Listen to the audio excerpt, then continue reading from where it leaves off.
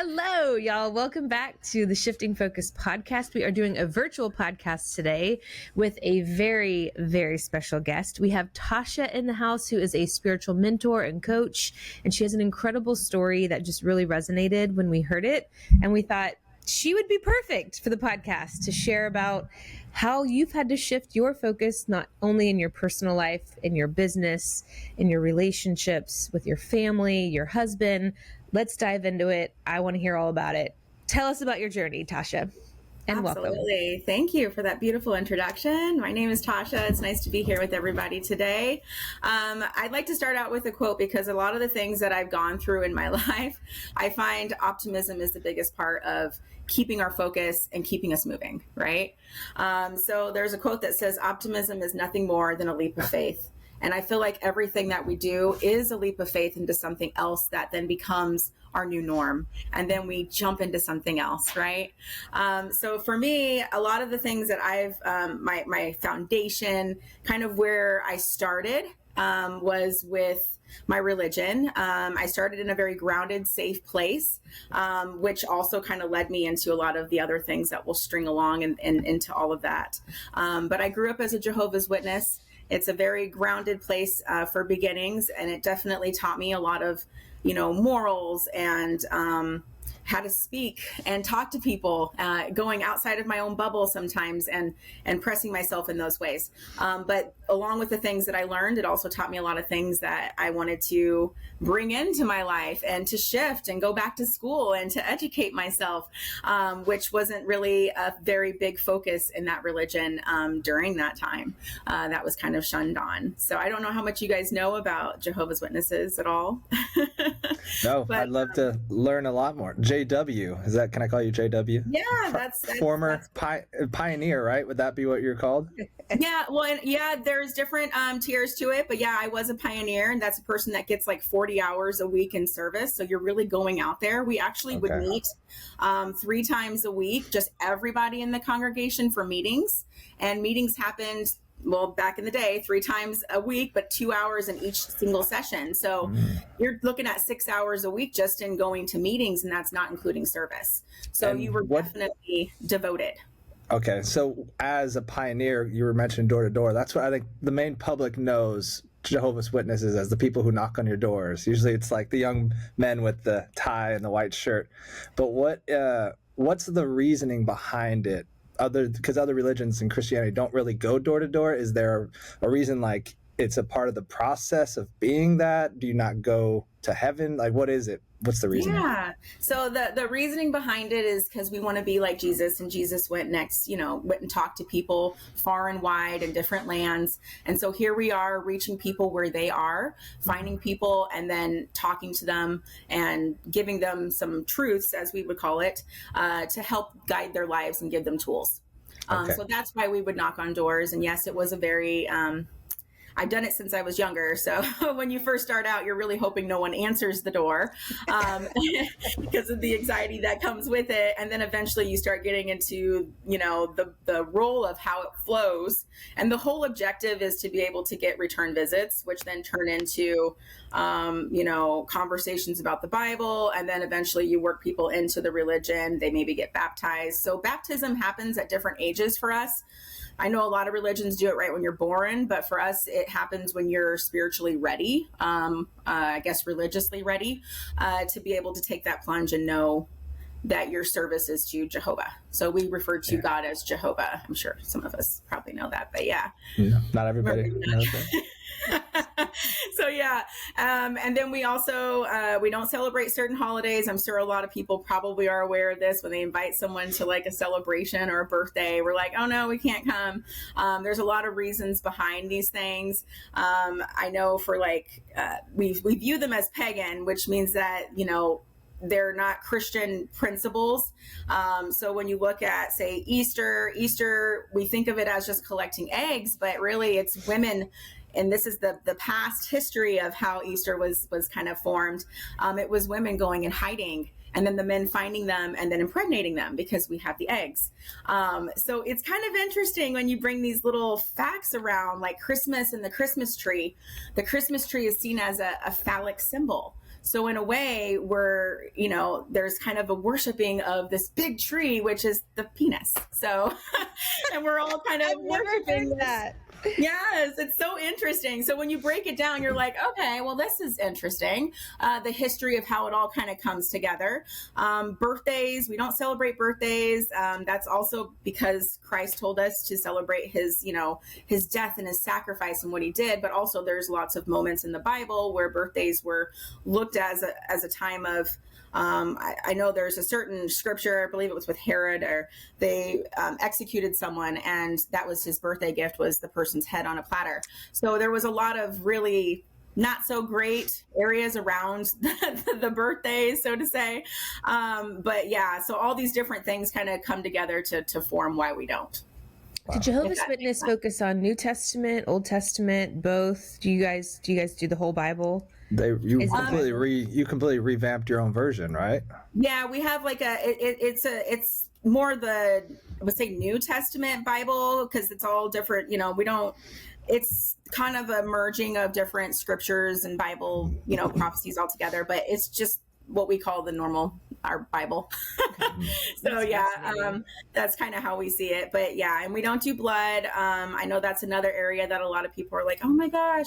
But we see blood as being very sacred. And I actually still kind of follow this one. So like when I went to the hospital and stuff, I had to be asked, do you want blood transfusion if we have to, because this is a very risky surgery.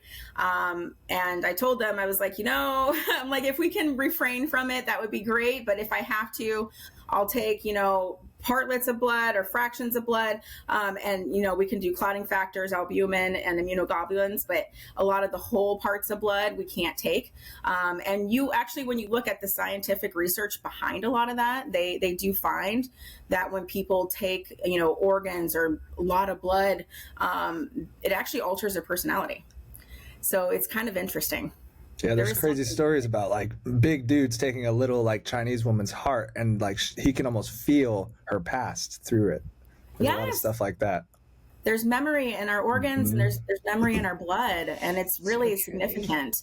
And that's why I find it so interesting about like what I do now, because I do Reiki, oracle cards, I do Qigong, I do tuning forks, I do all these different things, and they really speak to the essence of what's within, because there is that calling, that part of us that really rings true. No matter what we physically see, there's something spiritually there that we just can't see, but we understand. Yeah. That sounds like religion too, Yeah. Just because you can't touch it doesn't mean it's not there. That's what exactly. And we all connect to the same thing, which is why it has such a power. No matter where you are and what country, when you connect to spirit, that's a connection we all share. And so when you're going to prayer or when you're going to meditation, however you're connecting, that's connecting to source. That's us all being able to feel that significance of, wow, I have spirit with me. I have God with me. Yeah. And that's something I realized, is that God isn't in a place. It's right here. Yeah. That's like with Steph doing Reiki as well. When people talk about, when you were really starting out, and the physical to the spiritual, or the aspect of just like, well, you're not touching me, how do I feel anything? Where it's like the emotions are connected to the physical, whether you know it or not. Why do you think you see something sad, you're not physically feeling it, but you get that ball in your throat, your physical tears come out, you get weak, like your body reacts to emotions and without even touching. So it's very interesting. Mm-hmm.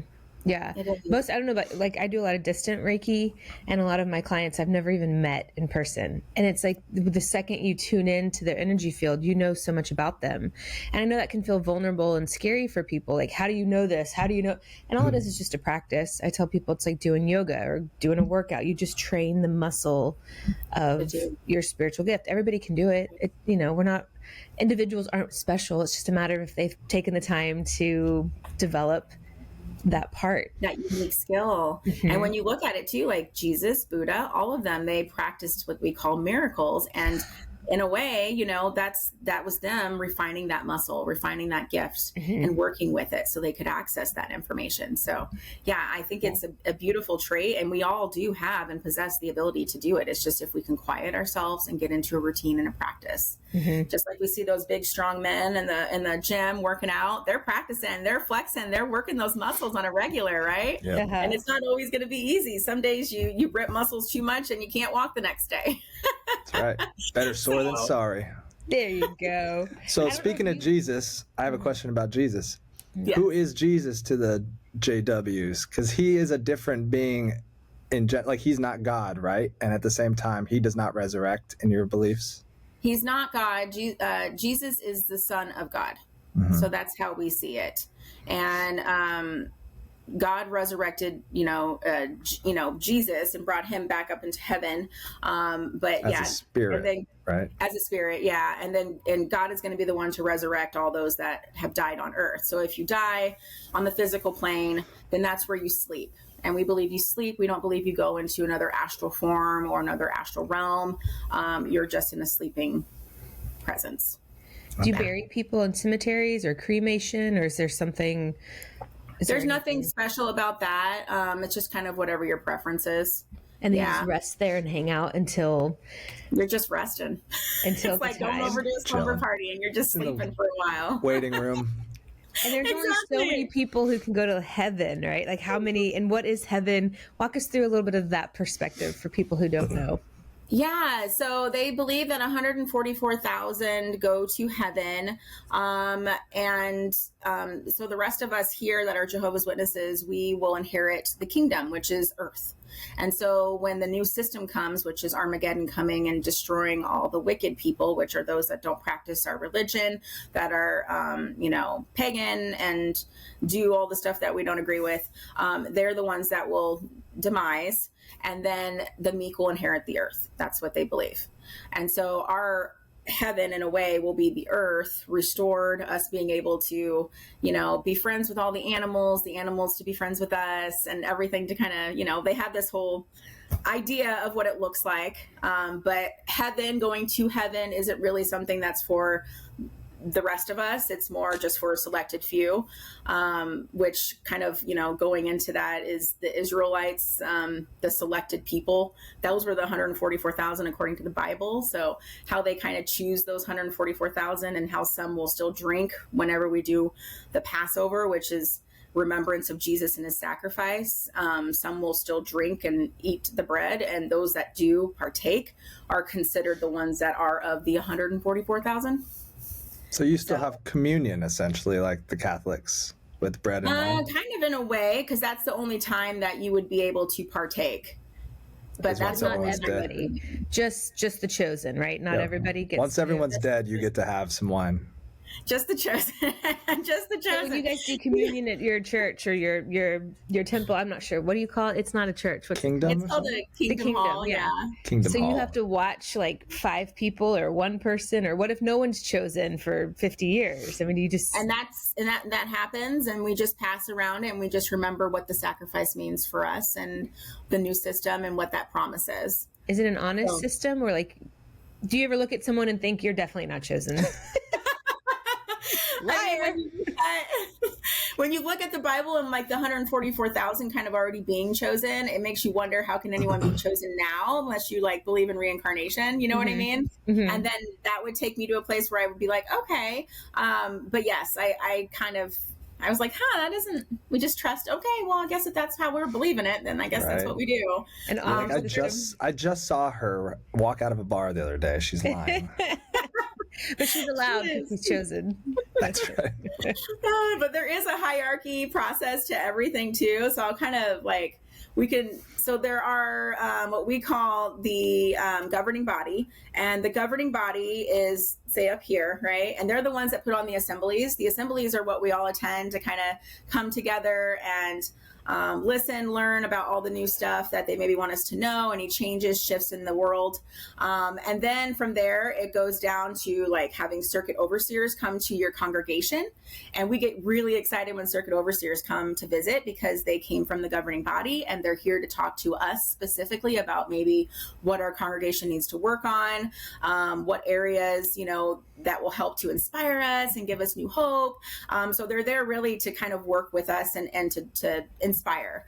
And then from there, you go down kind of to the line of, you have your elders as well. So the elders are the ones that look over the flock, which are the common witness people.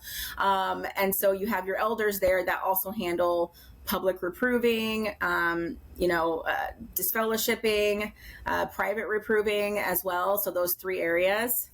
And those can be kind of interesting because I'm sure we've all heard about disfellowship people, and kind of what that means is you don't get to talk to the people that are in your church or in your congregation until you're reproved, until you're brought back, because then it shows that you've been forgiven.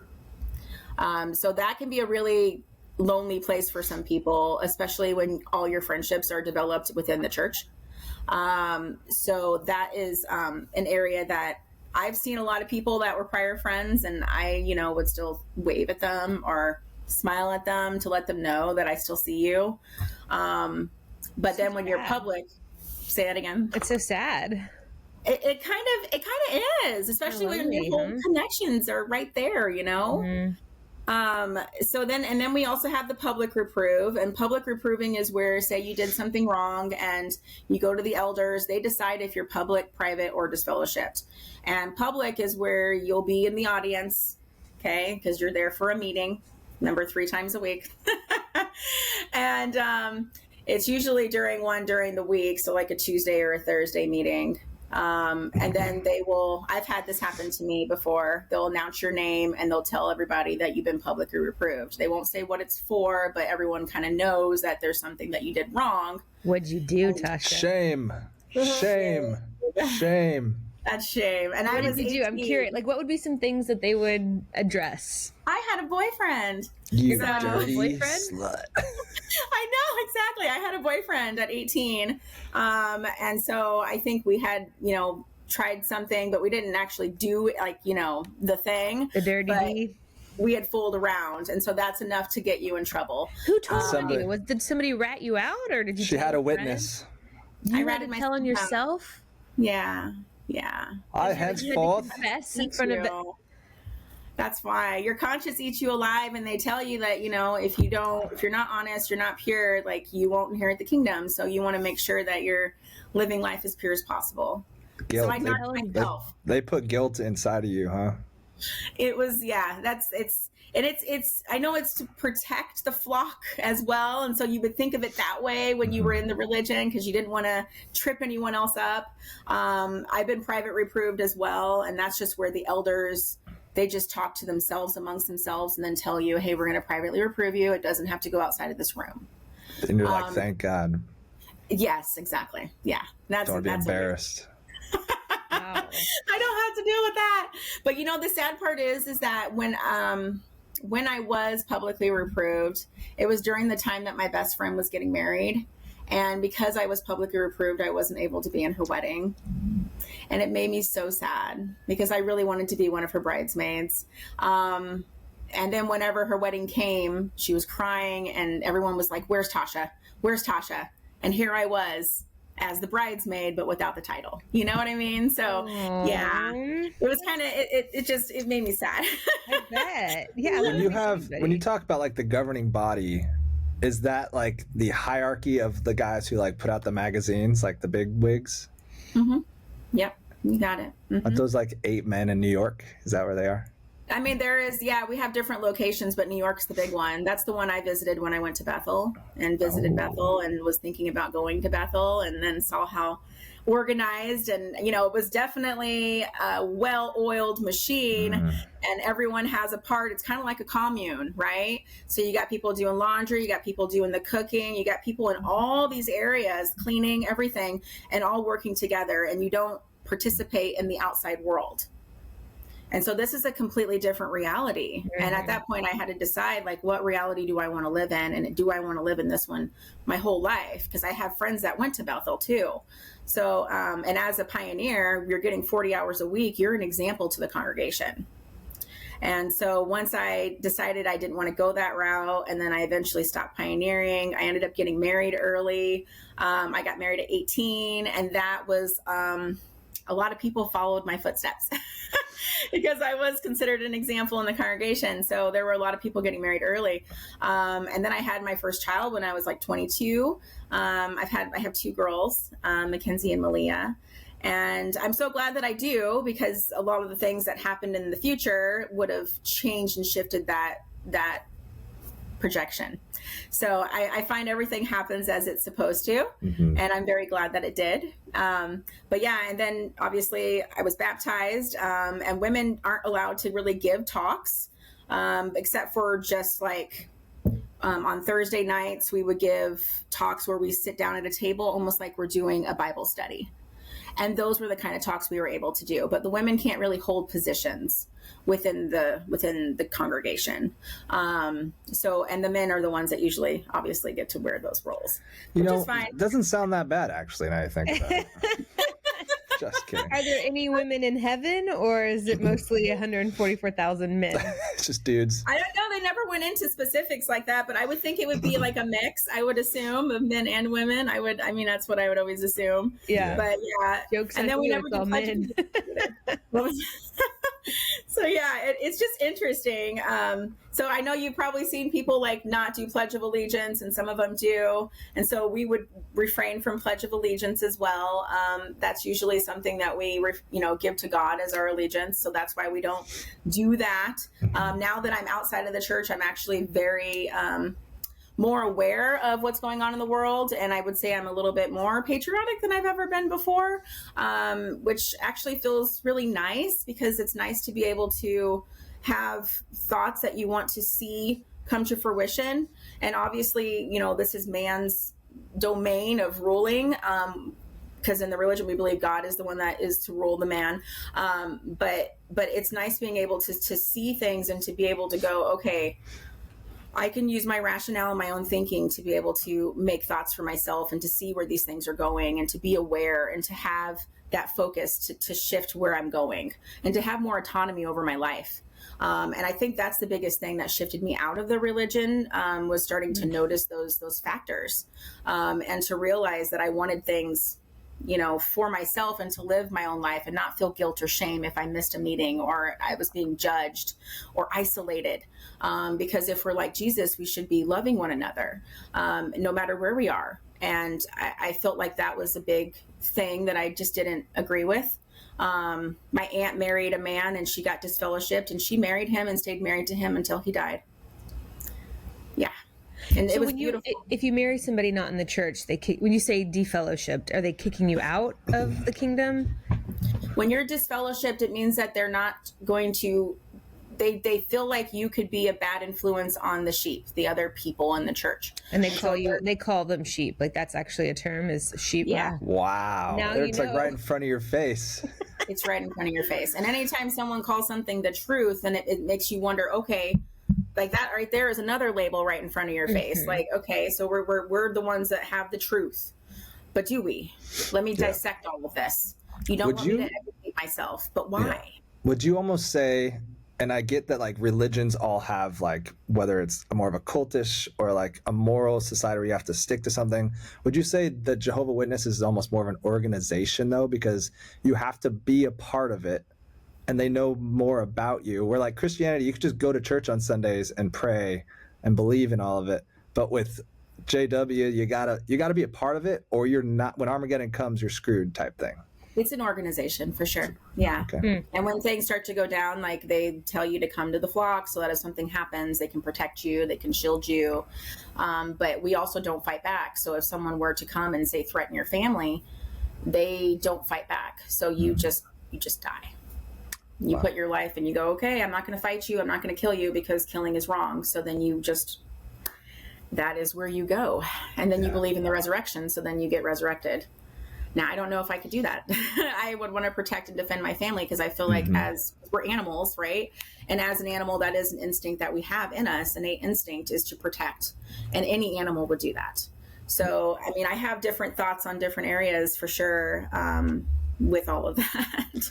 So I guess when you were in it, or even people to this day, do they have more of a judgment on other religions where they're like, they're not even into it like us? Like, we take it more serious. Like, they're just tiptoeing around religion.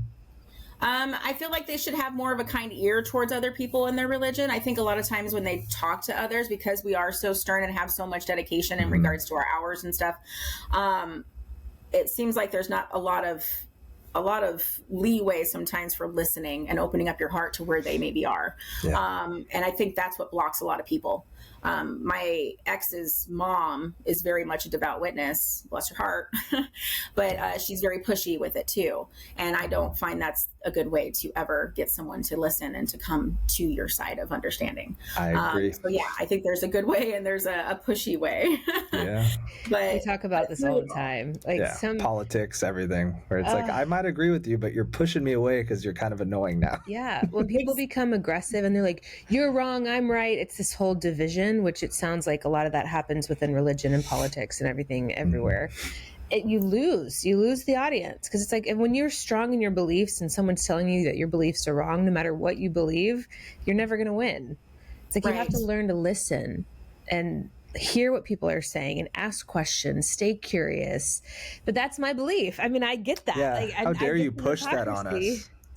And that's been my life. Like I am very, very curious. And when I started looking into education and going back to school, they didn't like that. And I thought it was so strange, because I was just trying to further myself and to learn more about the world. And then that opened me up to, because my dad was an entrepreneur, and I always watched how he had his own freedom, but also how he had to dedicate himself and to make his own way. And I wanted that for myself. I wanted to be able to do and make my own way, no matter what happens, and not be reliant on, a whole structure if it fell apart or if it didn't work out. Like I've dabbled in so many different things. I used to be a Mary Kay rep. I owned my own daycare. I was a cake designer. This was all stuff when I was younger. And it taught me so many things about myself, until I later on met a friend who opened up a whole nother door for me. So at this time, when I left the religion, there was this silence. There was this pause. I had nightmares for at least, a year or two, just like Armageddon coming and destroying me and my family, because of that fear playing out in the background. There was a lot of things to defeat. And then once I was able to defeat that, Spirit opened up this whole spiritual community I didn't even know existed. And I was like, where has this been my whole life? Because I've been so curious about this, right? Even when we went door to door, I met someone that was into spiritualism, and I was so drawn. And I was like, oh my gosh, I better not tell anybody I'm so drawn. Because that would not be good. But it was beautiful. And then my friend introduced me to a Reiki master that later on became my teacher. I got my first and second. And then my dad's fiance at that time was also a Reiki master. So I got my third attunement in Florida on the beach. And then I started helping out at a place called Guided by Angels. At the time, it was the only spiritual center in Omaha, Nebraska, this smaller town, according to other places. But that gave me a whole place to be able to plant seeds with people that did different, spiritualistic services than myself. Before I knew it, I was hosting a Practice Your Gifts class for people that had budding intuitive gifts. That was so fun. I loved that. And I still kept hosting it out until like last year, actually. And then I started teaching Qigong. Qigong is amazing. It helps you work with the acupressure points in your body and open up your flow. And then from there, I started learning, obviously I did the Reiki and then the tuning forks. It just kept growing because I was, putting myself in a soil that allowed me to pick up the nutrients of everybody else. And that was a very powerful place to be. And I'm so thankful for that. And then once I was able to transition from there, I started my own business and grew my own clientele. And it's just been a beautiful unwinding ever since. So the pivoting moment for you leaving the kingdom was education? Was that where you can look back and say, I want something different, or I want more? I would say education, and then also fear. I didn't like the fear-driven model of being able to keep people there. I think fear is a very powerful force that a lot of people will use to keep people feeling like they don't have another option. Do you think you were alone in that, or were there other people in the kingdom that would maybe talk to you about it? Like, hey, I was curious. Was it just you curiosity about it because you're going to be? What they hate. if you talk about it, you're going to be acknowledged in front. Like, you couldn't have been the only one having these thoughts, right? Or now are people coming to you? People didn't really talk about it too much. That's the thing. But whenever you go outside of it, you start to find out who is also outside of it. Because I have a lot of Facebook friends that used to be Jehovah's Witnesses and they aren't anymore. They probably still hold on to some of those principles, which I think the morality of what I learned was fantastic, considering where we are in this day and age where, you know, there's a lot of teen pregnancies and all this stuff. It protected me against a lot of that stuff. Sure. But so I see the pros and then I saw the cons, you know, and I see that everything is there as a stepping stool. So if someone is in the religion, they're great people. They're wonderful people. They're nice people. The most trustworthy people you're probably ever going to see. But also, you know, being able to think outside the box. I don't think that that's that type of person. You know what I mean? Because you are okay being in the box. Sheep. Well, that's not where sheep for a reason, I guess. Is social media allowed in the Jehovah's Witness? Social media, I mean, back in the day, it wasn't that big of a deal for us because it wasn't so popular. I haven't been in the religion in a while. Like, it's been at least, probably about 10 years since I've been in it. So I'm sure nowadays, and maybe they are more cautious, I would assume. I know the dress code was always a big thing. You couldn't have your dress skirts above, you know, everything had to be knee length and below, nothing above that. And I always struggled with the dress code. You were always a big problem in there, weren't you? I know. I'm like, oh man. Like, so yeah, it's shorter just because I can. Yeah, I heard she has a boyfriend. In that skirt. You're telling that to an 18-year-old, you know, like that's hard. That's a hard place to be. You were the type that they said knee length and you went just above, just to push the boundaries. Didn't you? You're like, oops, did I do that? So, and even to this day, like I find I don't wear a lot of skirts and stuff, but I mean, I'm coming back around to a lot of that. Yeah. But there is kind of this deprogramming you have to do around all the areas that you didn't realize existed.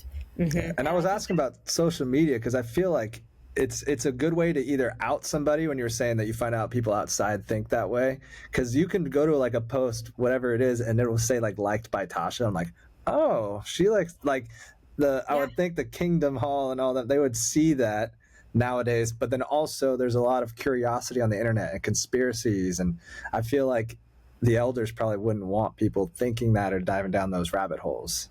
Very true. I mean, I think all of those areas, and that's where you have to kind of govern yourself and protect yourself because of what you know. Yeah. And that, you know, it comes down to being able to dissect and go, okay, where does Jehovah want me to be? What would Jesus do? Right. WWJD. Did you guys have those bracelets too as a kid? I think I used to wear one. I think so. Yeah. Because it was kind of a fun thing back in the day. I know it was like cool for a minute for some reason. I know it was kind of a thing back in the day. I went to a Catholic school growing up, so I rocked one, the little beads. Okay. See, and I think religion really did play a big role in a lot of our generation. As you see the new generation shifting in, you just don't see it as big of a staple, but then you also see the rebound effects of some of that too. I feel like there still needs to be some kind of morality that needs to be taught for people to just have their own, you know, morals and their own gumption of who am I and my integrity. Like that still needs to mean something. But without the control factor, without the fear factor, because all of that is just keeping you in a cycle. I agree. So that's the part we gotta release. It's weird too, because it's like I'm not super religious, but I grew up going to a private Catholic school, and then I'll go to church with my family sometimes.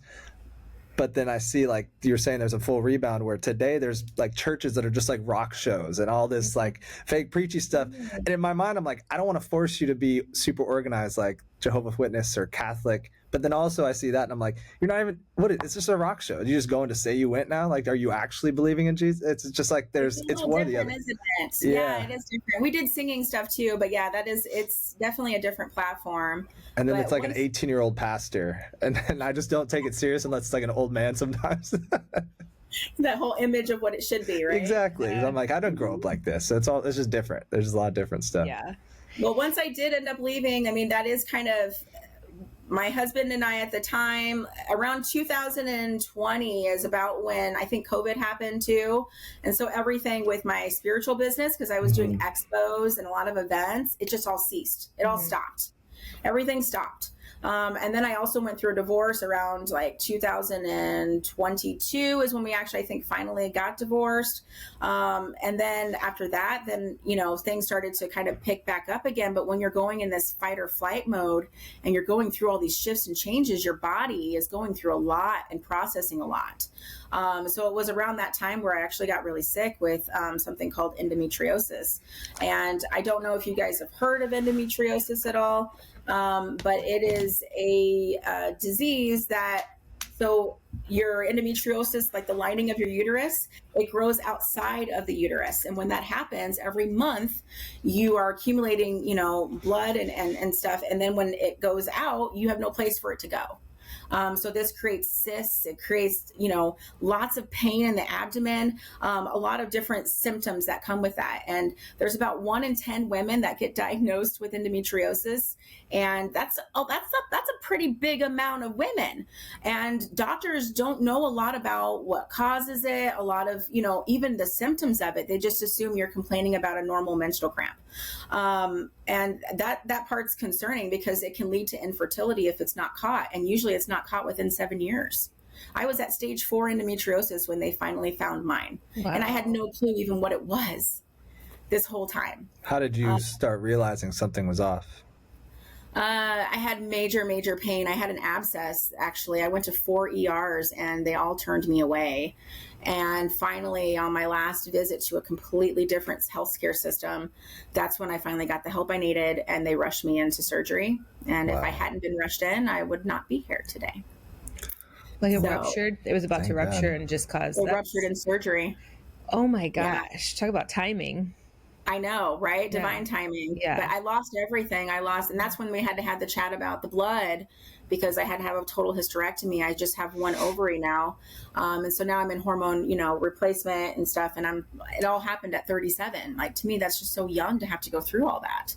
And I think it's a normal thing, unfortunately, for a lot of women. And it's just not being talked about because our society is so focused on women being youthful and young. They don't like to look at us aging and going through those cycles of not. So we miss so much because we're in the vanity part of it, right? We forget exactly. And that's the scary part of it, because when we don't look at that other part of ourselves, we're neglecting a whole, you know, array of women. There is a resource I'd like to share with people today too. It is the menopausesociety.com. That's where you can find a lot of doctors that will be able to work with you that are more knowledgeable about, you know, what we're going through. So if you're looking for answers and you can't seem to find them, check that out. Please. And like looking back now and saying, thank you, by the way, for sharing that resource. But looking back now, you understand why you had kids younger, because had you left your husband or had you guys split and then had to process this, it probably would have been a completely different path for you. Precisely. Yeah. I wouldn't be able to have kids. Yeah. And so then I'm like, okay, now I get it. I get why I get to be a younger, you know, when my kids are grown, I'll still be out there traveling and doing it. David said last night when our kid's 40, I'm going to be 80. I'm like, thanks, honey. Thanks. Thanks. Hey, you'll be well seasoned and you'll have a lot of gems and truths to bestow upon that child. That's the most important thing. Just hopefully I'm not a crotchety old woman. It brought a lot of beautiful connections. I mean, going through endometriosis, there is a lot. I'm working towards, you know, bringing more awareness. And I think this is one way of speaking about it. Absolutely. Because more education needs to be done. I was kind of looking up like what causes it and, you know, and I think a lot of it's environmental. A lot of the things that we're around. And it's kind of interesting how the journey takes you from sickness to a new sunshine coming through. And at that time I was kind of feeling pretty low because I was really sick and I was barely able to get out of bed. And then I went for walks and I saw this beetle on the ground because that was the only thing I could do was just walk. And the beetle was walking faster than me. And the beetle, like, I felt like I was getting messages just from nature and from slowing down. Mm-hmm. And they said just to slow down and appreciate every moment. And so I started appreciating my children's laughter. Everything became more amplified. My kids started helping out more around the house. It was so beautiful. So, yeah, it teaches you so much when you go through your darkness. And to keep moving is the biggest part. because then I was able to connect with a functional medicine doctor, Dr. Livewell, which is Phyllis Russo. And she started coaching me and helping me make switches in my diet.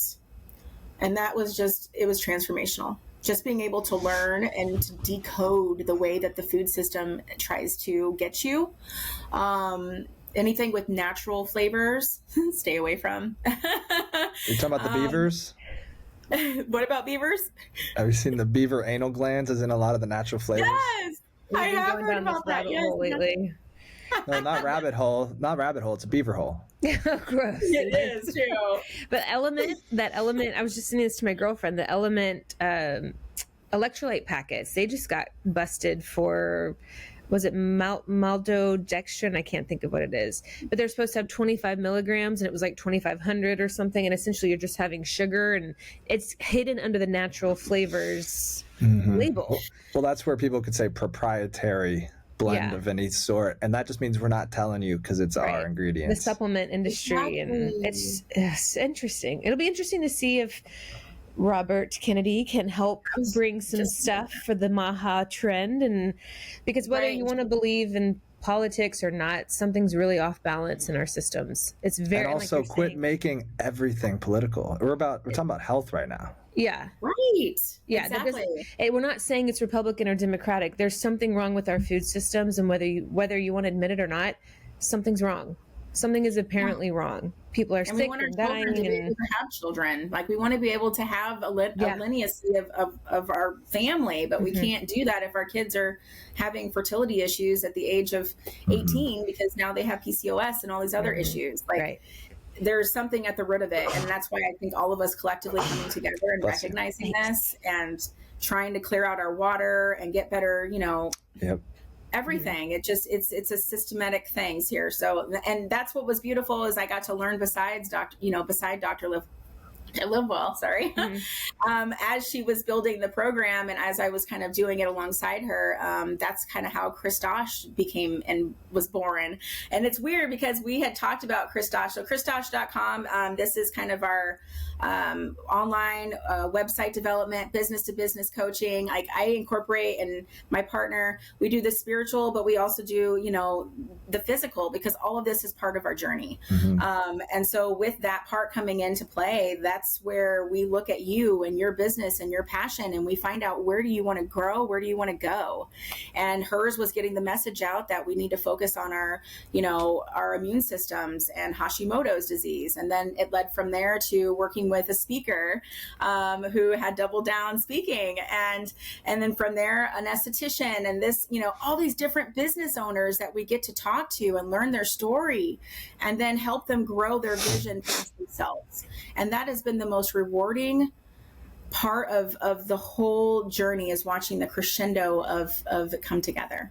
And if you didn't catch that, the Double Down Speaking, that's Anthony Russo's company, the political gentleman we had on. So if y'all haven't listened to that podcast yet, go give it a listen. Anthony's an incredible speaker, incredible coach. And his mom is, I think, who you're referencing that you partnered with, and she helped. Yeah, she's a wonderful shaman, very powerful force. And I love that you two connected. And I can just only imagine that that's going to be something that dominates. It has no choice with the two power forces that you guys bring. So something that you mentioned was when you had your abscess about to burst and all that, and you figured out that a lot of it came from environmental potentially. So what did you change in your environment, and what other people can look out for in their own house that can help? Yeah. So coatings on the Teflon coating, they have forever chemicals in them. Even the slightest scratch can release a lot of those toxins into your food. Getting rid of any plastic utensils, because those melt and get into your food. If you look at the ends, you'll see that they're starting to chip off. Plastic water bottles, get rid of those. Have you ever tried water out of a water bottle and you're like, this tastes weird? Fiji, that's how Fiji water is to me. Well, it's because it's sitting out in front of a store on a pallet for 6 weeks before it gets to you. It has this smell or this taste. I don't know how to explain it. Well, it's the plastic. So go for glass. Go for glass of anything. Even when you're storing your food, put it in glass. That's been big. It's just getting away from the plastics and reducing the toxins. Oh gosh. And even like your Glad plugins in your house. those are emitting tons of neurotoxins that go right into the air, right into your brain. And remember, the brain and the gut, like they are connected. So like all of those areas, just purging out as many toxins as I can has been my biggest MO. Yep. So swapping plastic for glass. Are you finding that glass has been having more of a lead? Have you been seeing this? Like, and this is my thought, because I'm so Steph, careful with the noise on the table. Oh, you can hear it? Like a few. You can hear all that? You can hear my fidgets?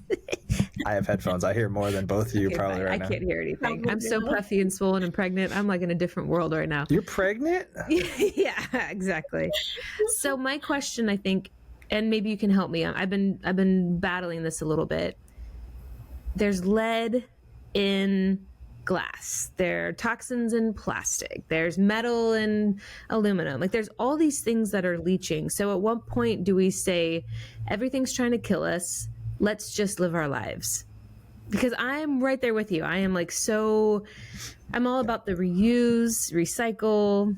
We do everything you're saying, but at the end of the day, there's a new study that comes out that you're still going to die. So how do you mentally say silicone is bad for you now? And it's like, have you heard the one about Band-Aids too? When you use Band-Aids, you're putting it right into your, circulatory system, and it's covered with stuff as well.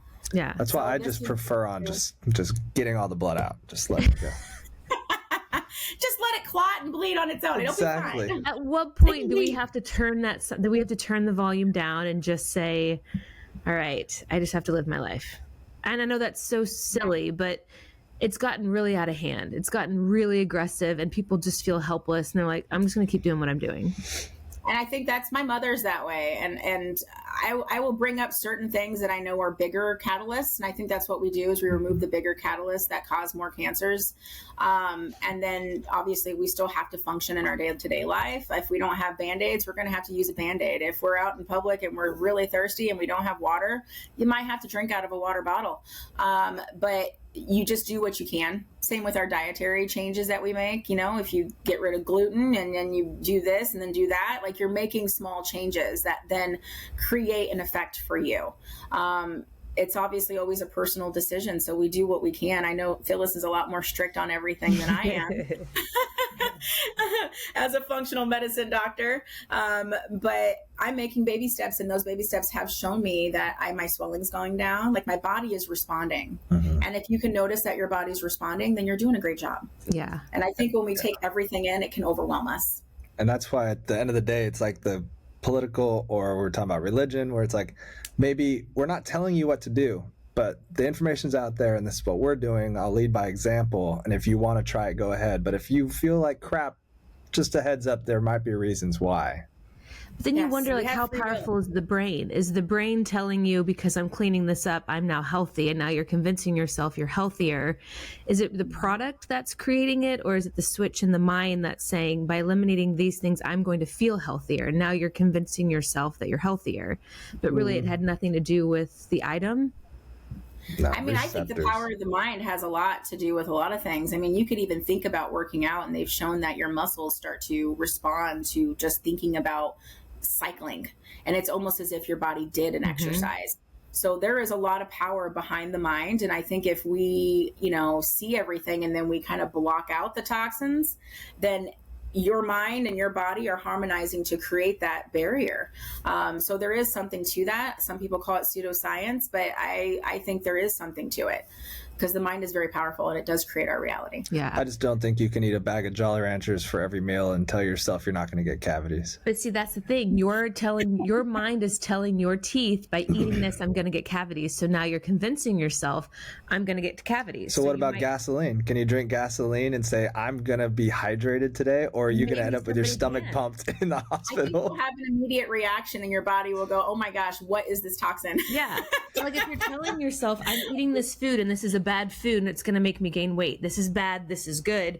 You're energetically taking in bad versus good, and you're convincing yourself, and now you're gaining weight because you're I mean, maybe, I don't know. It's just a theory. Yeah. No, but I want to dive into it a little bit more. I think there's blurry lines in there, but I think they do overlap where you're right. But also there's an extreme side where it's like, you're not even trying now. You're It's giving a balance. up. It really is a balance. Yeah. It's like the spiritual, the mind, and the body. I have a friend, he doesn't eat healthy at all, and he thinks the same way. He's like, if I just tell myself it's healthy, then I'm good. And I'm like, okay, well, that's great. But He's like, there is a physical element to it, and your body still needs nutrients. Yes. And, you know, but then, you know, you hear about those people that go out and just get sunlight, and that is their meal. Yeah. So these are the breatharians. Yeah. It's just fascinating. They're sneaking Twinkies. Don't lie. They're sneaking Twinkies. You know, they don't make Twinkies the same way they used to anymore. It was bought by a new person. So yeah, the formula's changed. That's funny you talk about that, because when you were talking about your mom or something, it's like, I always see that quote where like, when you like kids today are being fed different things, where it's like, I gave you French fries when you were a kid, you turned out fine. Where it's like, yeah, but there's 70 ingredients today. There was 3 back then. Exactly. Yeah. Same with the vaccine schedule. Yeah. Yeah. You don't say. I know. We were just 1986 was the big switch. Exactly. We were just talking about this the other day. 72? My mom said that too. She's like, because we don't think we're going to do it. And I know I'm going to put it out We there. don't think. We're not. I know, we're but doing I'm a home birth, and all your friends online now are going to be like, how dare you? I know. So I was having a conversation with my sister last night, and she's like, you know, do you want me to do anything? I said, yeah, I'd rather you not be vaccinated when you show up. And she's like, to see the newborn, because right now we're not the baby. And I've been telling my friends, you know, because they're going to get the flu vaccine, this RSV vaccine. They all want to show up vaccinated to protect me and our baby. And I'm like, I would rather you not. So I think there's this shift that's happening, and I know that might feel irresponsible to people who are very much into the medical side, but to me, I want to have natural immunity for my child. And if you're vaccinated, I don't want you to show up. Like, don't come. It makes sense. Yeah. I have a past in the medical field too, as a certified medical assistant. I've done a little bit of everything. Yeah. Because I wanted to chase life after I was held back from life. I was like, let me at it. And so, yeah, we grew up as, you know, learning all of that. Vaccines were a big staple. And then now my daughter, I have a 15-year-old and she's high functioning autistic. And I swear, I remember when I took her in around a year and a half, we got her vaccines. And after that, like, it changed. She was different. She stopped playing peekaboo. Like, the reaction that she had, it shifted. And ever since then, we've been working with the high functioning autistic, working with all the, you know, emotional cues and social cues. And then I have my other daughter, and, you know, it's so varied on how people are going to respond to those vaccines. It's true. So I also feel similar. Did you vaccinate your second? So at the time I wasn't fully awake, and she had gotten vaccines, but she doesn't have any reactions. And I think my oldest, she was behind, and so they gave her a few extras, and I think that might have been what did it, because of so much too much of the mercury and all that stuff. Yeah. And this is, I think, the argument is that people are making. It's like, well, how can you prove it? And if you did it for one and the other and they're both fine, where's the common denominator?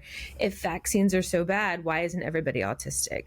And you know, there's all these just complete, they're complete extremes. And so I don't have the answers for it. I try to silence projections and voices outside and listen to my gut. And I'm not saying I'm never going to vaccinate. If things change and something happens, sure, I'd be open to it. But right now it does not. Yeah. Right now it's a no. Well, until they can clean it up and get rid of the things that you don't need, like heavy metals should not be in vaccines. I don't get why they're in there. You're told not to have fish and anything that's heavy metalled. So why put that in a vaccine, right? In a brand new baby who's never even got an immune system yet. Exactly.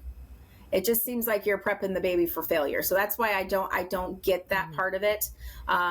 So I would definitely say it's you do what's best for you. And I think that's the big thing, is everyone has to make that individual decision. Yeah. And if vaccines are so good, why do they have complete immunity from anything ever if something were to go wrong? Mm-hmm. You have everything you need to be successful. So the baby's born with what it needs. And then if you breastfeed, that gives it even more immunity. Yeah. I was big on breastfeeding when I had my kids. So I highly recommend that as well. If you're able to, I know some women can't. Sure. But I think it's a bonding experience like no other. And I still remember all those moments. And now that I can't have children, I'm like, man, it takes me back. And now I can live through other people. And I enjoy that too. And I think that's a whole nother aspect with the Reiki and everything, like maybe that's where it's gearing towards, is working with little babies. Who knows? Oh, that would be the best. And I know you do. Oh, I don't want to segue too quick because I want to go back on something else you said.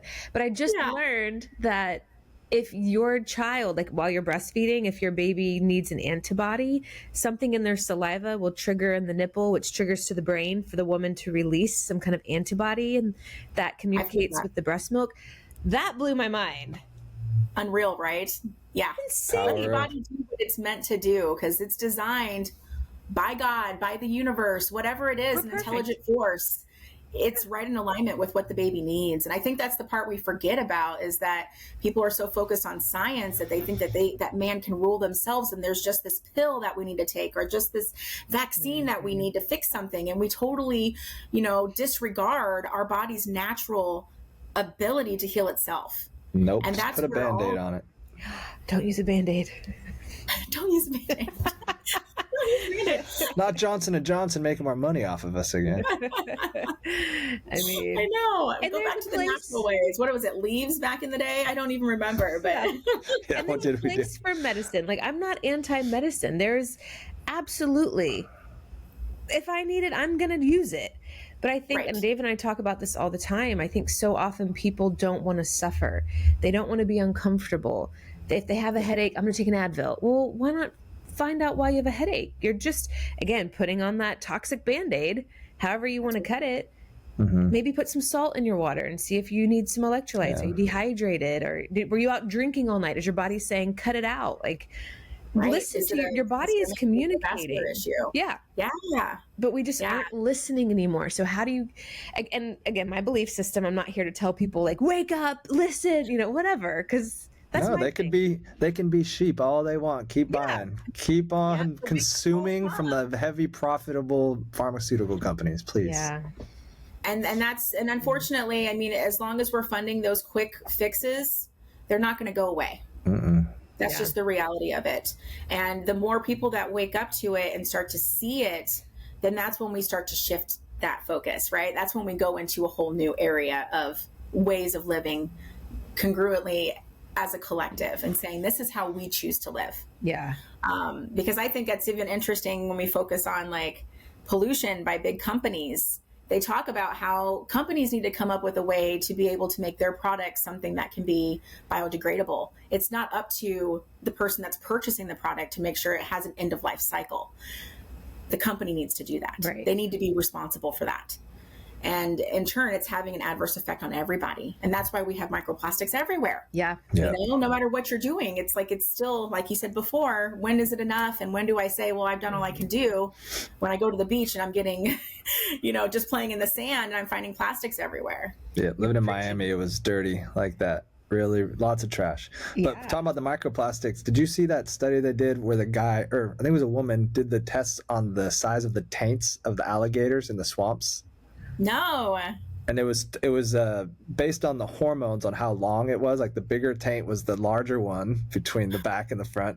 But she did studies where she measured them from a heavily polluted, where plastic was built up in the swamps, sewages, and across the street essentially to where the natural Everglades were, with zero filth. And they were twice as large in the natural one than they were in the polluted one. The gators were basically consuming plastic in the water all day, every day. Shrinking the tank. And they were, their hormones were lower and everything was shrunk.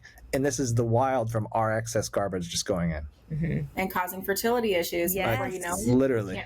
And they're saying now it's the men. No offense to the guys, but So now I'm measuring my taint every night, being like, is there plastics in my water? Right.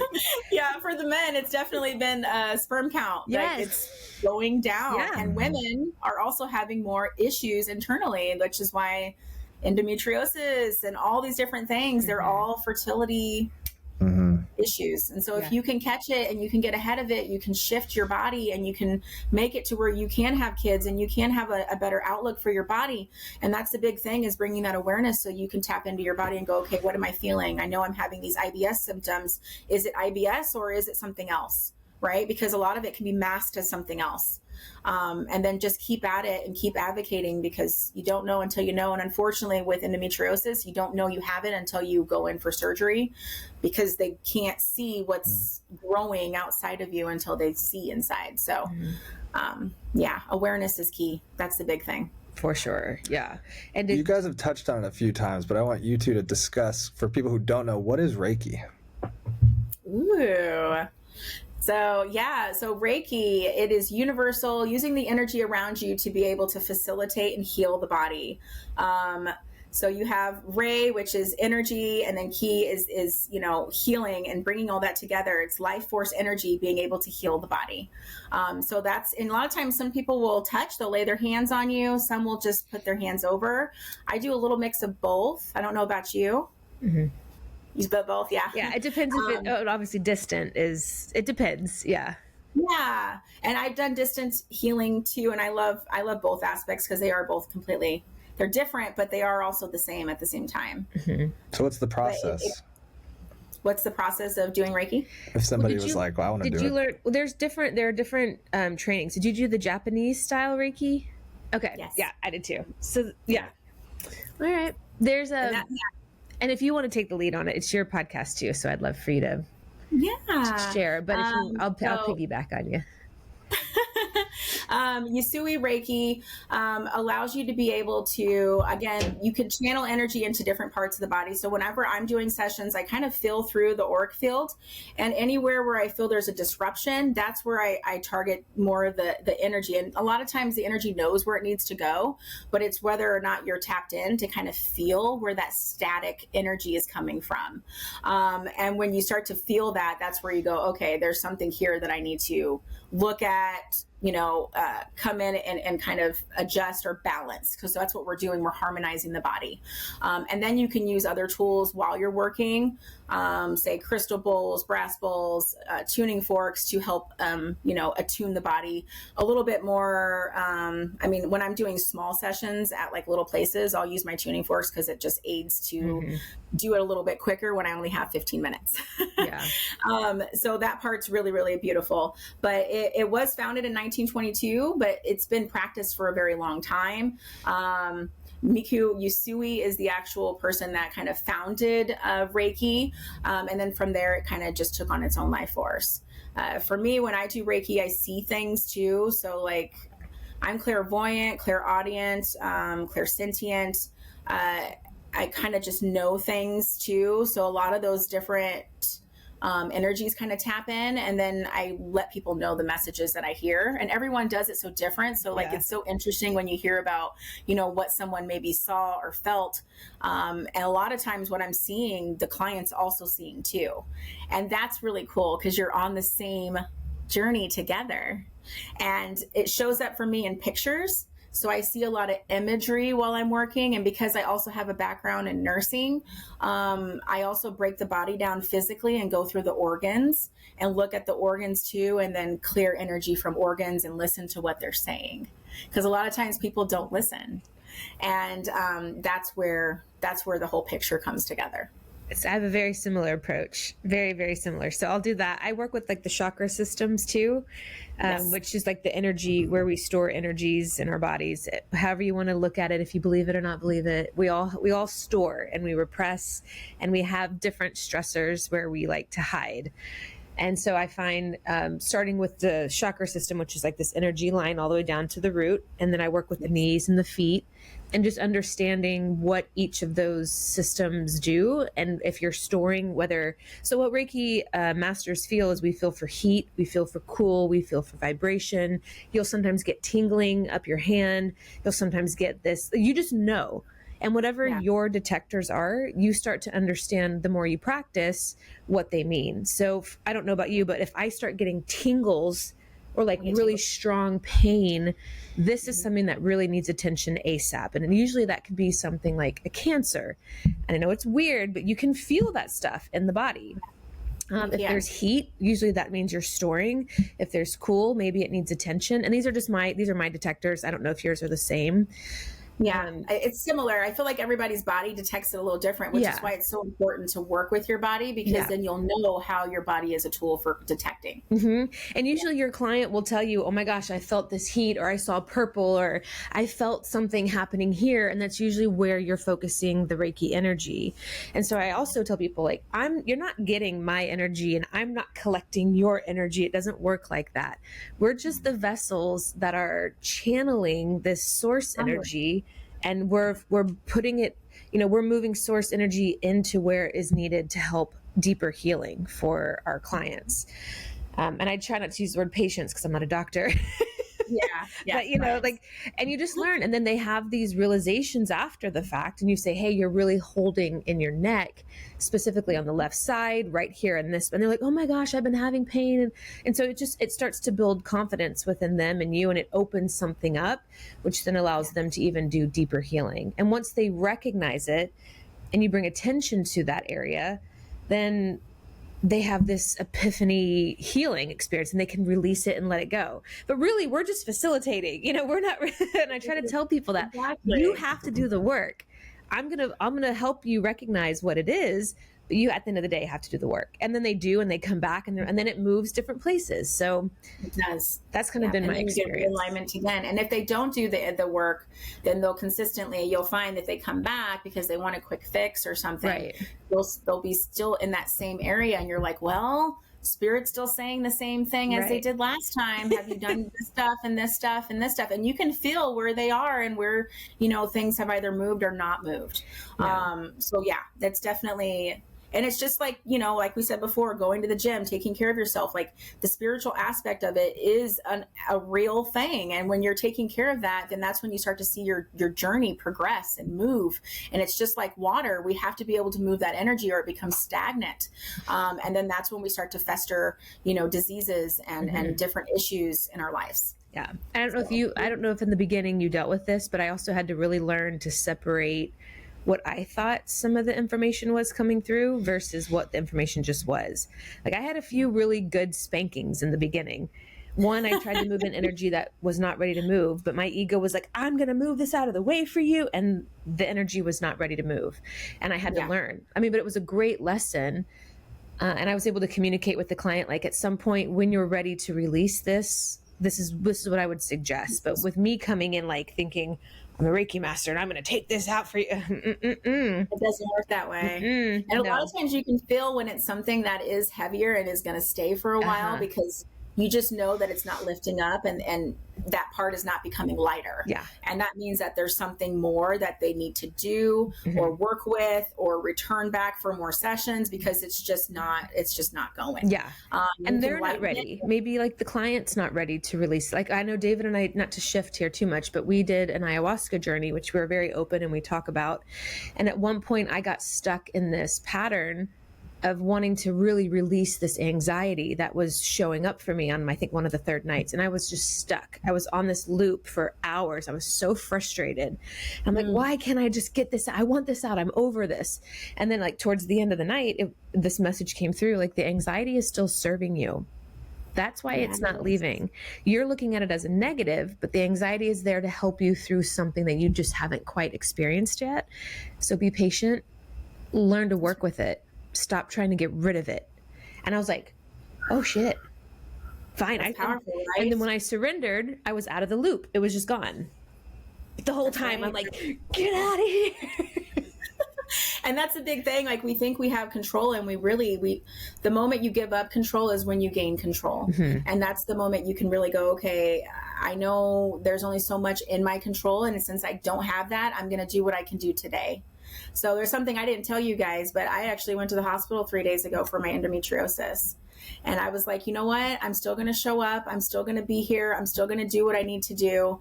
And so here I am, right? And we take it one day at a time, and we work with what we have, and we let that propel us forward, and let that be the shining moment of our day, because we choose different. Yeah. Thank you for being here with us today. I know that probably took a lot of effort and energy, and the easy thing would have been to cancel, but you didn't. You showed up. And that's a big thing. We just need to show up for our life. And if we show up, miracles will happen, right? Like spirit will bless you because they know what you're going through and they know what what your goal is. And they want to help you get there. It's just, are we showing up to be able to go, you know what? Yes, I can do this. Yes, I know it's freezing cold and my kids are at home, but everyone's in their rooms. And so I can do this podcast. Well, thank you so much for putting the effort in and showing up, because we would have totally understood if you didn't come. So absolutely. No, I'm happy to be here. And I know we got baby coming too. So I was like, you know what? That's right. Baby Spirit be with me today. And I've been fine this whole time. So it's been beautiful. Well, you seem healthy and happy. So hopefully you feel as good as you look right now. Thank you. Yes, I think it's mind over matter, right? That's what we talk about. That's what we do. Mm-hmm. And I think the best way to predict the future is to create it. And that's a beautiful quote by Peter Drucker. So that's what we're here for. That's what we're doing. Creating the future. That's right. One day at a time. Yeah, I love it. And for people who want to learn more about you, if they want to work with you on a spiritual level, on a professional level, if they want to reach out, if they're stuck in the kingdom and they need some guidance, is that something you offer? Absolutely. I've worked with some people that were, in that same mode. MoonlightMysticVibes.com is my website. If they're looking for business coaching, we offer a 1-hour consult for free, just to kind of gather where you are in your business. That's Kristash.com. And then obviously, if you want to learn more about your health and wellness, check out dr-livewell.com. She's amazing. Phyllis Russo. I can't speak highly enough of her. So, yeah. Great. Love it. Thank you so much for having me, you guys. It's been beautiful. Thank you for joining us. It's been fun. Thanks for letting us pick your brain on all things. Yes, I hope I gave some good information for people. So hopefully they can take some keys and walk away with something they didn't know before. That's right. Love it. All right. Till next time, everybody. Appreciate it. Bye, you guys.